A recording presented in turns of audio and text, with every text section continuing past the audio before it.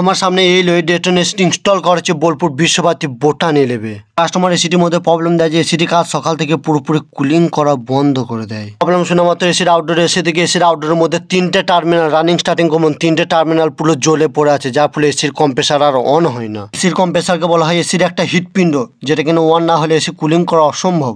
তাই এই কম্প্রেসারটি অন না হওয়ার জন্য এসিটি কুলিং করা বন্ধ করে দেয়। তাই এসি কম্প্রেসারটি অন করার জন্য কম্প্রেসারের 3টে টার্মিনাল রানিং স্টার্টিং কমন ভালো করে কানেকশন করতে শুরু করে দিই।